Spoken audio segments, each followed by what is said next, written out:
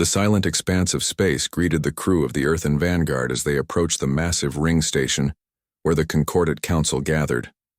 Captain Kim stood on the bridge with hands clasped behind his back, watching the alien architecture grow larger in the view screen. The station gleamed like a jewel against the backdrop of unfamiliar stars, elegant spires and curved surfaces unlike anything human engineers had designed. "Nervous?" asked Commander Han, his first officer. "Curious," Kim replied, adjusting his blue dress uniform. 20 years of searching the stars and we finally have our answer. We're not alone." The Vanguard docked with surprising ease, guided by the station's automated systems. Kim led the small diplomatic team through the airlock, where they were greeted by the Concordate Welcoming Committee, representatives from each of the 17 member species. The diversity was breathtaking, some tall and willowy with iridescent skin, others squat and powerful with multiple limbs, a few that seemed more energy than matter. "The children of Earth," announced a slender being with crystal formations where eyes might be. "Welcome to the galactic community. I am Liaison Desang of the Luminar." Kim bowed slightly. "We're honored to be here." The formal introductions lasted hours, each species following their own protocols. Kim noticed something odd in their body language, or equivalent gestures for species without bodies as humans understood them. A nervousness, a tension, something beyond the normal caution around newcomers. 3 days into the diplomatic summit, the human delegation was invited to a formal banquet. The food was strange but carefully selected to be compatible with human biology. As the night progressed, Kim found himself in conversation with the Daisang ambassador in a quiet corner of the hall. "Your species adapts quickly," the ambassador noted, the crystals on his face catching the light. "Most newcomers struggle with the concept of so many different forms of life." "We've imagined aliens for centuries," Kim replied. "Science fiction prepared us in a way," the ambassador tilted his head. "Yet you seem untroubled by joining us during the quiet time." The quiet time? The ambassador's crystals dimmed slightly. The council thought it best not to burden newcomers with old stories. Kim leaned forward. "I'd like to hear these stories." Daesang hesitated, looking around the room before speaking in a lower tone. "Every few thousand years, the galaxy faces a cleansing. We call them the Void Hunters. They come from beyond the galactic rim, consume everything in their path, then retreat to wherever they dwell." "Like a natural disaster?" Kim asked. "No." Daesang's voice dropped further. "They're intelligent, methodical. Some believe they harvest advanced life as a resource. Others think they're testing us, allowing only the worthy to survive." He paused. "Most species dismiss it as legend now. The last cycle was 16,000 years ago." Kim took a sip of the strange blue liquid in his glass. "But you don't think it's just a legend? My species has the longest continuous records. In the Concordate, we've seen 3 cycles." The ambassador's crystals pulsed with a deep red light. "The patterns are beginning again. Unusual dark energy readings from the outer rim. Communication disturbances in the same sector. Have you shared this concern with the council?" "They prefer optimism to preparedness," Daesang replied. "The younger species call us paranoid. It's easier to believe the hunters are myths than to live with the knowledge that something unstoppable might come." That night, Kim couldn't sleep. He stood at the observation window in his quarters, staring at the unfamiliar stars. Earth had just joined an interstellar community and discovered they might be facing an extinction-level threat. He drafted a coded message to Earth Command, recommending discreet defensive preparations, just in case. The rest of the diplomatic mission proceeded smoothly. Earth was welcomed into the Concordate with only minor conditions. The human delegation returned home as heroes and interstellar cooperation flourished. Trade routes opened, cultural exchanges began. Humanity took its place among the stars. Yet Captain Kim never forgot the Daesang ambassador's warning. Over the years he rose through the ranks, eventually becoming Admiral Kim, where he quietly directed resources toward defensive research and contingency planning.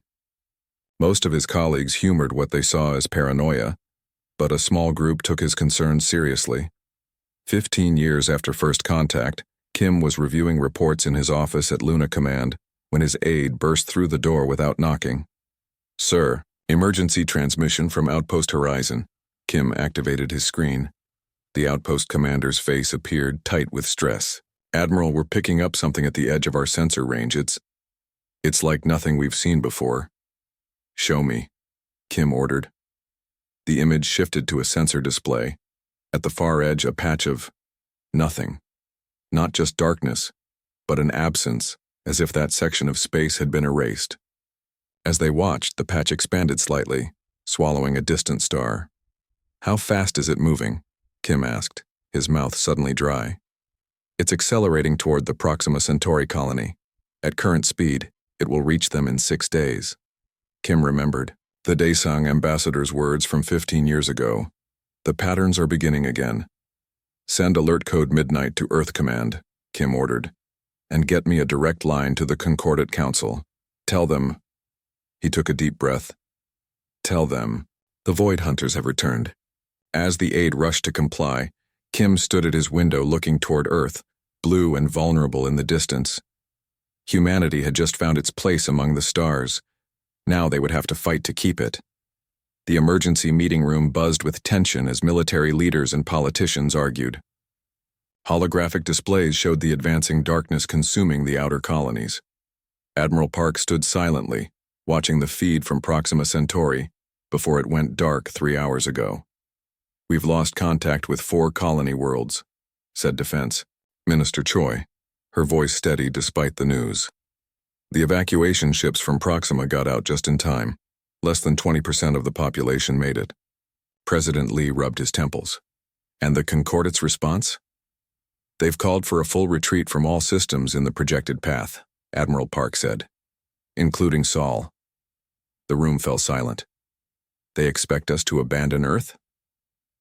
General Yoon asked, disbelief in his voice. Admiral Park nodded. "The Concordat ambassador arrived an hour ago. He's waiting to address this council." The president sighed. "Bring him in." The doors slid open and Ambassador Garak entered. Unlike the Daesang who had first warned humanity years ago, Garak was from a species called the Murai. Tall, with 4 arms and skin that shifted colors with their emotions. Currently, he was a pale blue.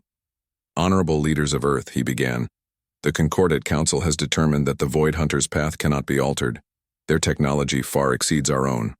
We've attempted communication 17 times. Each attempt has been ignored." He activated a small device projecting a map of nearby star systems. A wave of darkness moved steadily through them. "The Hunters will reach your solar system in approximately 40 days. The Concordat has authorized evacuation assistance.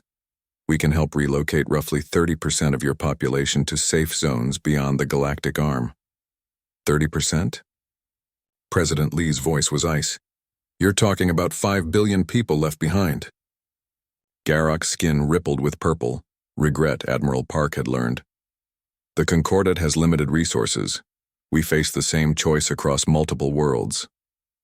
"And what happens to those left behind?" asked General Yoon.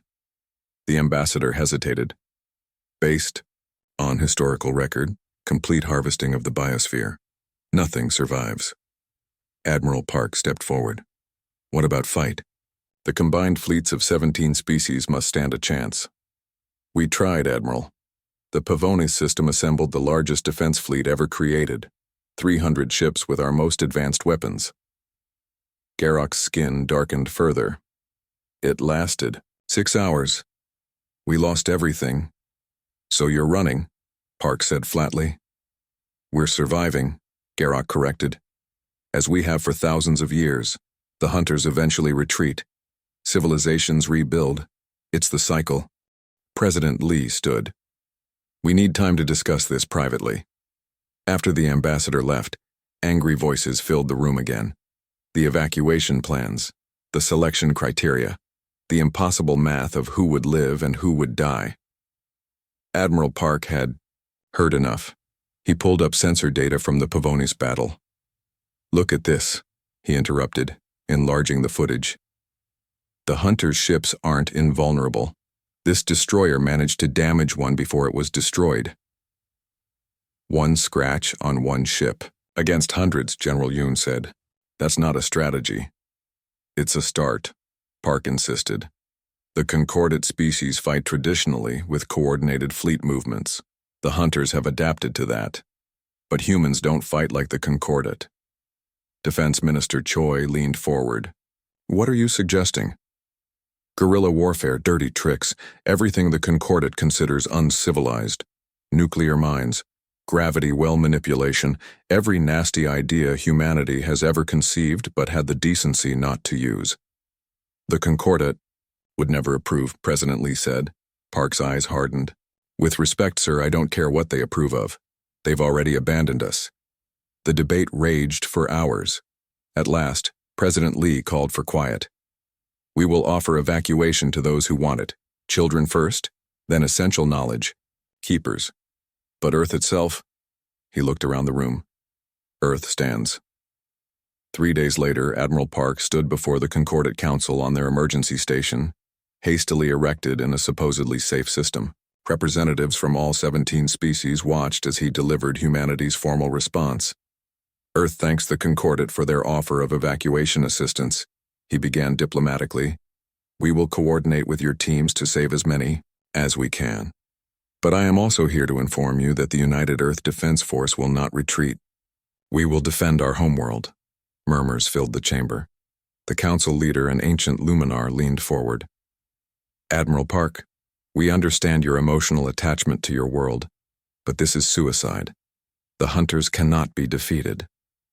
Perhaps, not by conventional means, Park agreed, but humans specialize in the unconventional. You waste lives for pride, another counselor accused.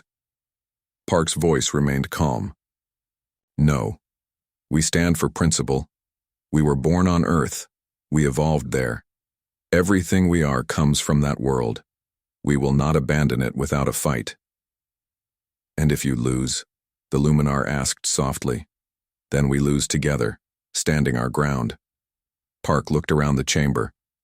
That's what humans do. As he turned to leave, the Desang representative approached him privately. Your courage is admirable if misguided. But know this, in 16,000 years of records, no species has successfully repelled the Hunters. Park nodded. Then we'll be the first. Over the next month, humanity prepared. Every ship that could fly was armed. Every weapon that could kill was deployed. Scientists and engineers worked around the clock, studying the limited data from previous Hunter encounters. Some concordate citizens, moved by Earth's defiance, volunteered to stay and fight, bringing knowledge and technology their governments had withheld.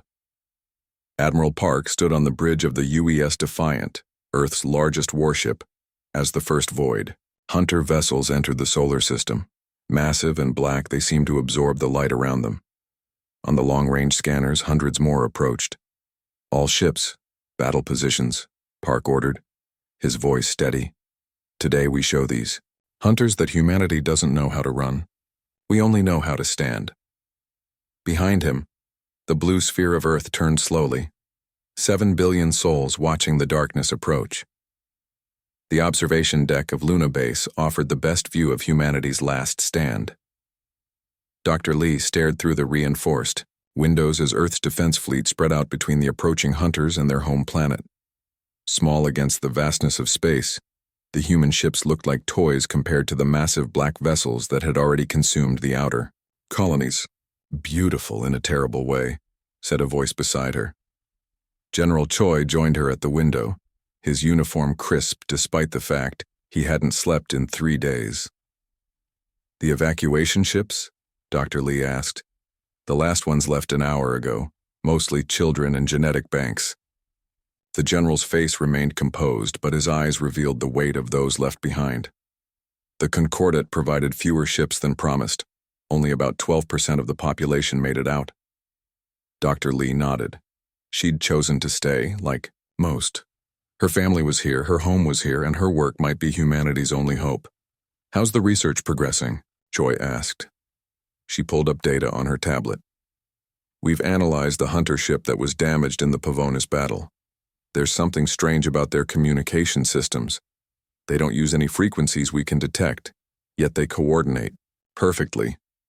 Some kind of telepathy? More like quantum entanglement. Their ships are linked at the subatomic level. She showed him simulations her team had developed. If we can disrupt that link, even temporarily, they might not be able to coordinate their attacks, Choi finished, a spark of hope in his eyes. How close are you? We've developed an electromagnetic pulse specifically calibrated to the quantum frequencies they seem to use.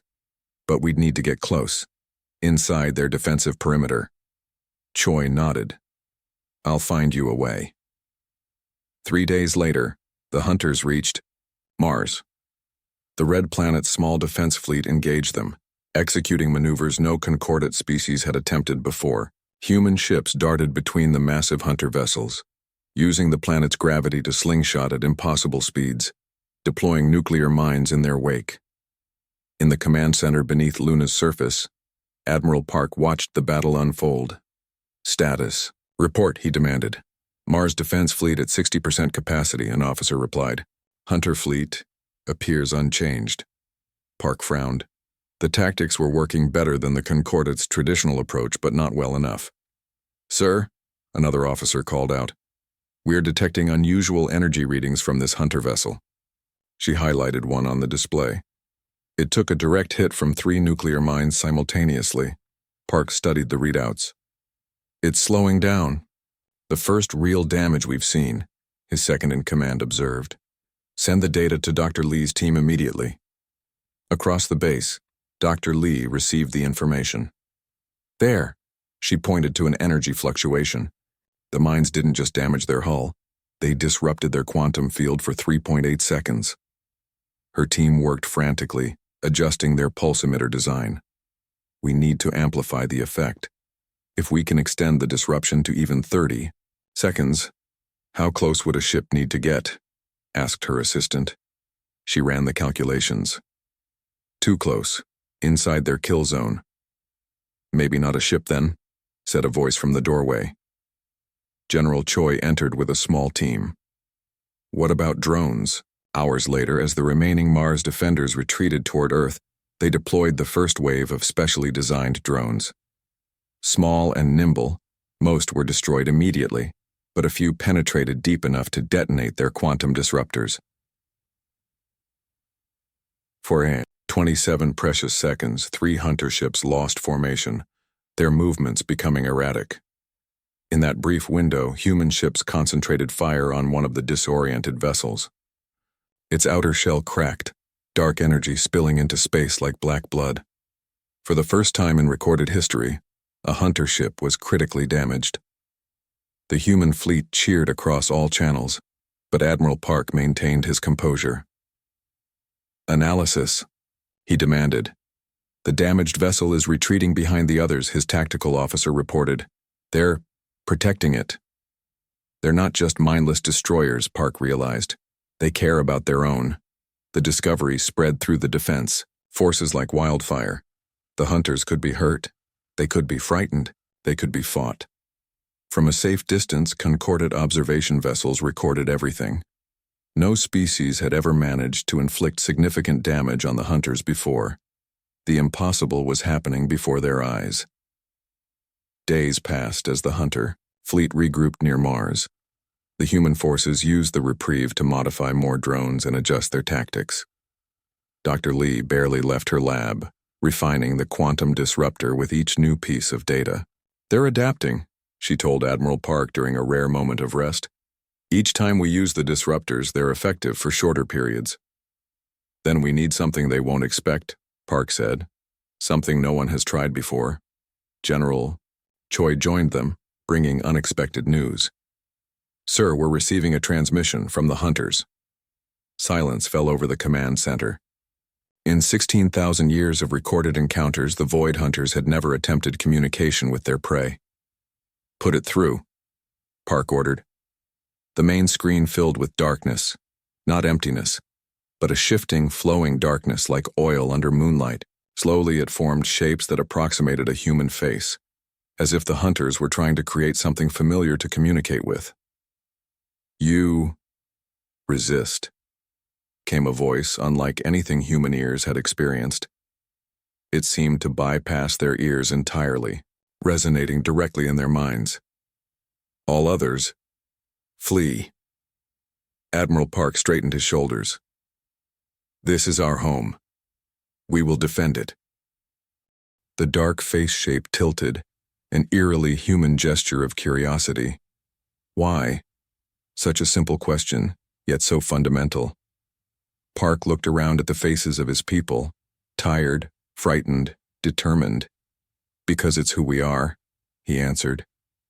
"Because standing against the darkness even when victory seems impossible is what makes us human." The hunter entity was silent for a long moment.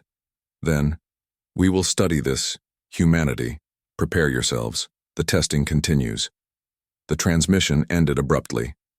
General Choi looked at Admiral Park. "Testing? What does that mean?" "It means," Park said grimly, "that this was just the beginning.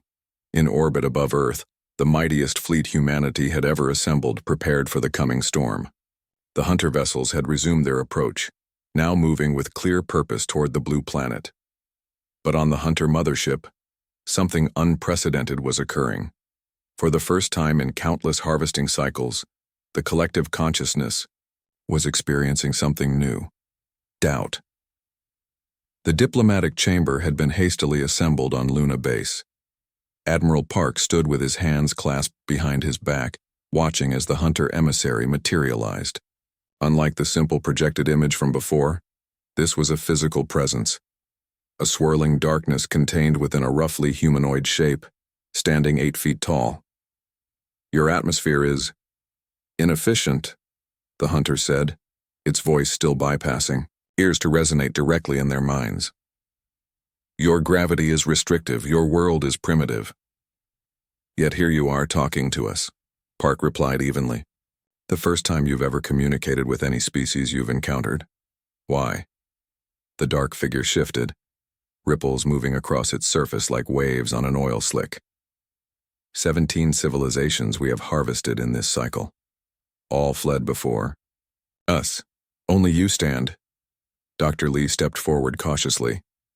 She'd been included in this meeting for her scientific insight, though she felt distinctly out of place among the military and political leaders.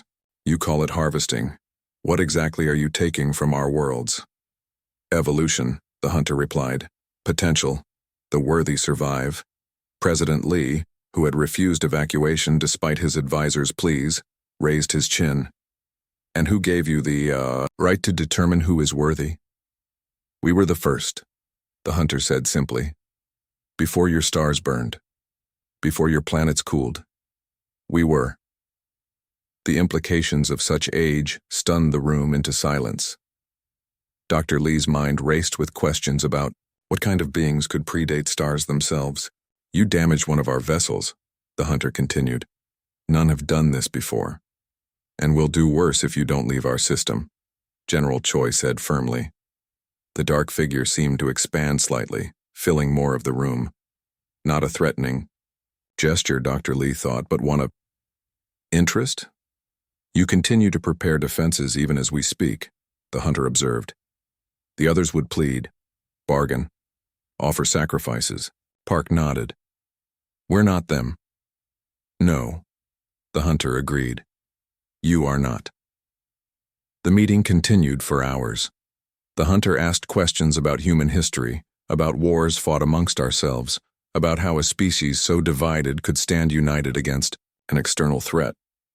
In turn, the human delegation tried to understand the hunter's purpose. "You speak of testing and worthiness," Dr. Lee said. "What happens to those who pass your test?" "They become more," the hunter replied cryptically. "They evolve beyond their limitations. And those who fail?" asked President Lee. "They feed the worthy." After the meeting, as the hunter returned to its vessel, Earth's leaders gathered in the war room. "They're giving us 3 days to surrender," Admiral Park summarized. "After that, they attack with their full force." "Could we negotiate more time?" a cabinet minister asked. Park shook his head. They don't negotiate. This meeting wasn't about finding common ground. They were studying us, like scientists observing an interesting new specimen. So we fight, General Choi said grimly. We fight, Park agreed, but there's something else. During the meeting, I received a coded message from the Concordate observation post. Several species have broken from the Council's retreat order. They're returning to their abandoned systems. Dr. Lee looked up sharply. Because of us? Apparently, our little stand against the hunters has inspired some backbone in our galactic neighbors. Park's lips curved in a small smile. The Desang have led their entire fleet back to their home system. The Murai are debating doing the same.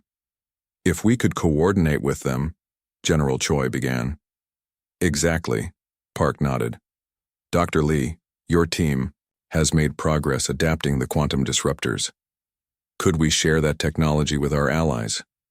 She nodded slowly. The basic principles, yes. Though each species would need to adapt it to their own weapons systems. President Lee stood. Then that's our path forward. We reach out to those returning to fight. We share what we've learned. And together we show these hunters that the galaxy isn't theirs to harvest anymore. As the meeting dispersed, Dr. Lee returned to her lab where her team was improving the disruptor technology. The latest tests showed they could now maintain the disruption effect for nearly 2 minutes, long enough to cause serious damage to the hunter vessels. She was deep in calculations when her assistant reported a visitor. She looked up to see a tall, familiar figure. Ambassador Desang, she said in surprise. I thought you'd returned to your homeworld. The crystalline formations on the Desang's face pulsed with blue light, their expression of respect. I came to offer something. Knowledge my government has kept hidden, even from the Concordate. He placed a small device on her desk. It projected ancient schematics, weapons designs that looked far more advanced than anything the Concordate currently possessed. The last time the hunters came, 16,000 years ago, my ancestors fought, Desang explained. They lost, but they learned. This technology was developed afterward based on recovered hunter artifacts. Our government decided it was too dangerous to share. Why give it to us now? Dr. Lee asked. Because in all our records, no species has ever damaged a hunter vessel before you did. The ambassador's crystals glowed warmer. My people are returning, to fight because of what humanity has shown is possible. The least we can do is bring our best weapons to the battle. As word spread through the galaxy, other species began to return. Not all. Many still fled to distant safe havens, but enough to form a coalition unlike anything the Concordate had ever assembled. Ships arrived in Earth orbit. Angular Desang vessels with crystalline weapons, biological Murai ships that looked more grown than built, and others from species humans had barely met before first contact. Admiral Park greeted each commander personally, coordinating the growing defense fleet. Earth had become the unlikely rallying point for resistance. On the third day, as promised, the Hunter mothership sent its final message. On screens across Earth and throughout the Allied fleet, the dark figure appeared. Your time ends. Submit or be harvested. Admiral Park, standing on the bridge of the flagship Defiant, broadcast humanity's response. We've shared your ultimatum with all species in this system. Let me share their answer with you. One by one, representatives of each allied species appeared on screen beside him. Desang, Murai, and 6 others who had returned to stand with humanity. None of us will submit, Park continued. The harvesting ends today. The hunter observed this unified defiance, the dark substance of its form swirling faster. Unprecedented, it acknowledged. Unexpected. Interesting. The transmission cut off. Moments later, the entire hunter fleet began moving toward Earth. Admiral Park opened a channel to all Allied ships. This is it. Remember the plan. Target the vessels we've identified as command ships with the quantum disruptors. All other ships, prepare to concentrate fire on disrupted targets.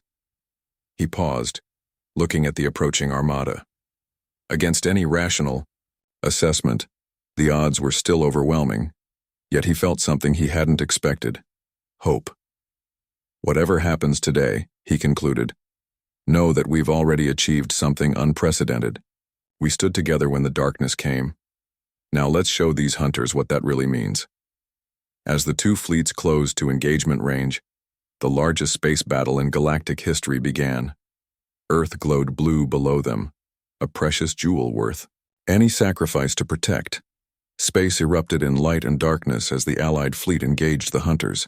From the command center on Luna Base, Admiral Park watched tactical displays tracking thousands of ships locked in combat above Earth. Humanity's flagship, the Defiant, led the center formation, with Daisong crystal ships on the left flank and Morai biovessels on the right. First wave of quantum disruptors away, called his tactical officer. Park nodded, face grim. They had exactly one chance to coordinate this massive attack. If the hunters adapted too quickly, the specialized drones slipped through the hunter formations, detonating in precisely calculated patterns. For crucial minutes, sections of the hunter fleet lost their perfect coordination. Ships drifted out of formation, their movements suddenly clumsy. All ships, attack pattern Thunderbolt, Park ordered. The Allied fleet surged forward. Modified weapons, human nuclear warheads enhanced with Daisong crystal tech and powered by Morai biological energy cells, struck the vulnerable hunter vessels. 3 massive ships cracked open, dark energy pouring into space. For the first time, the hunters showed signs of confusion. Their formations, always perfectly synchronized before, became erratic. They're adapting faster than we predicted, General Choi reported from his battle station. Quantum disruption effectiveness, dropping to 60%. Park had expected this. Initiate Phase 2, now. Throughout the solar system, hidden transmitters activated. Dr. Lee had placed them on asteroids, moons, and orbital platforms, a network designed to amplify the quantum disruption effect. As they powered up, the entire battlefield was flooded with precisely calibrated energy. On Luna Base, Dr. Lee monitored the system. Network at full capacity, disruption field expanding. The effect was immediate. Hunter ships across the battlefield faltered. Some collided with each other, unable to maintain coordination. The Allied fleet pressed the advantage, concentrating fire on the largest vessels. In orbit around Mars, a secondary battle unfolded. A hunter harvesting vessel, protected by escort ships, had begun stripping the planet's surface. The Daisong battle group engaged them, their crystalline weapons carving through hunter defenses. Admiral, Communications Officer Jin called out, "We're receiving transmissions from across concordate space. More species are joining the fight. The Elkar fleet has engaged hunters in the Proxima system. The Vorn are defending their homeworld." Park allowed himself a small smile. "Send them our tactical data. Everything we've learned about fighting these things." The battle raged for hours. Hunter adaptations were met with human ingenuity. When the quantum disruption began failing, Dr. Lee's team modified the frequency. When hunter weapons targeted Earth directly, Morai bioships formed living shields, sacrificing themselves to protect the blue planet. But the hunters still outnumbered them. For every vessel destroyed, the Allies lost 3 of their own. The defensive line began to buckle. "We can't hold them much longer," General Choi reported, his voice tight. "The Daisong fleet is down to 30% strength. We've lost contact with the Morai left flank." Park studied the tactical display, looking for options. There was one possibility, desperate and with slim chance of success. "Prepare the Defiant for ramming speed," he ordered quietly. His bridge officers exchanged glances. The Defiant carried the experimental zero-point energy core. If detonated inside the Hunter mothership, it might trigger a chain reaction. "Sir," his second-in-command started to object. "That's an order," Park said firmly. "Begin evacuation of non-essential personnel." As preparations began, Communications Officer Jin suddenly straightened. "Admiral, we're receiving a signal from inside the Hunter mothership." "Put it through," Park ordered, confused. The main screen flickered to life, showing Captain Kim, missing since the first battle at Mars, presumed dead. "Admiral," Kim's voice was weak but clear. "We've been inside, prisoners studied, but we found something.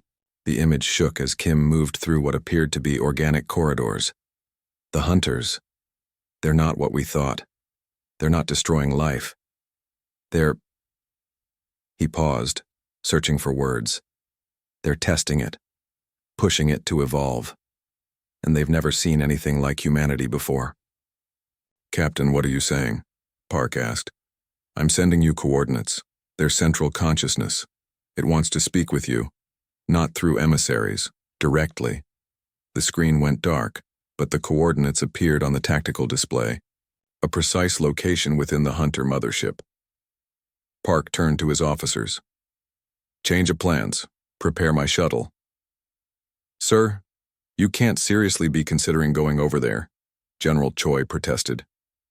If there's any chance to end this without more bloodshed, I have to try, Park replied. Continue the battle. If I don't return in 1 hour, proceed with the original plan. The small shuttle navigated through the chaos of battle, guided by mysterious energy corridors that opened through the Hunter defenses. It was a trap, Park knew, but possibly their only remaining option. Inside the Hunter mothership, he found himself in a vast chamber of swirling darkness. The shuttle door opened automatically, and he stepped out into an atmosphere that should have been toxic, but somehow supported his breathing. From the darkness, a figure formed, larger than the emissary, more complex, constantly shifting between forms. Admiral Park. It spoke directly into his mind. You have surprised us. Park stood his ground. We tend to do that. In millions of years testing countless species, none have united as you have united. None have inspired others to return and fight when they could flee. Is that what this is about? Your tests? Park's voice hardened. Billions have died. Worlds destroyed. For what? To see who runs and who fights. The Hunter consciousness moved closer. Life must evolve or stagnate. The comfortable do not advance. Only through struggle does greatness emerge. There are other ways to advance. Cooperation, exchange of ideas. Yes, the Hunter agreed, surprising Park. You have demonstrated this. Your species alone faced us, yet now 17 fight alongside you. This is new. The darkness rippled, forming images of the battle outside, of human ships fighting alongside alien vessels, of sacrifices made to protect others. In all our testing, no species has ever changed the behavior of others as humans have done. The Hunter continued. This suggests an evolutionary path we had not considered. Park sensed an opening. End this. Withdraw your fleet. Let us show you that advancement doesn't require destruction, the Hunter consciousness seemed to consider. The harvest has always been our way. Ways can change, Park replied, even for beings as old as you. For a long moment, silence filled the chamber. Then, we will withdraw to the outer darkness to reconsider. But remember, Admiral Park, we will return, perhaps in 1,000 years, perhaps in 10,000. And when we do, we will see what humanity has become. Throughout the battlefields of the solar system, Hunter vessels suddenly began disengaging. Without explanation, they moved away from Earth, away from the Allied fleet, forming up into perfect formation once more. On Luna Base, Dr. Lee watched in disbelief as the sensors tracked the Hunter fleet's retreat. They're leaving, her assistant whispered. The shuttle returned from the mothership with Admiral Park aboard, still trying to process what had happened. As the Hunter fleet accelerated beyond the orbit of Pluto, communications channels across the system erupted in cheers and disbelief. 2 weeks later, representatives from 23 species gathered in the Concordat Council chamber. Many had fled when the Hunters came. Some had returned to fight. All now looked at humanity differently. The Disang ambassador approached Admiral Park before the formal proceedings. The crystals on his face glowed with warm colors Park had never seen before. In 16,000 years of records, he said, no species has ever repelled the Hunters. The galaxy owes humanity a debt that cannot be repaid. Park shook his head. We didn't do it alone. Without your knowledge, your technology. But you stood first, the ambassador interrupted. When every other species fled, humanity stood and fought. And in doing so, you taught us all how to stand. As the formal ceremony began, Park looked out at the assembled representatives. Former enemies sat beside old allies. Species that had barely acknowledged each other now worked together on rebuilding their worlds. The hunters had sought to test life's capacity to evolve through struggle. Instead, humanity had shown the galaxy a different path. Evolution through unity. As he stepped forward to address the council as Earth's official representative, Park couldn't help but smile at the irony. The darkest moment in human history had become their brightest. And somewhere in the depths between galaxies, ancient eyes were watching, waiting to see what would emerge from this unexpected turn in their grand experiment. The next time they returned, they would find not just humanity standing against them, but a galaxy united, ready to face the darkness together.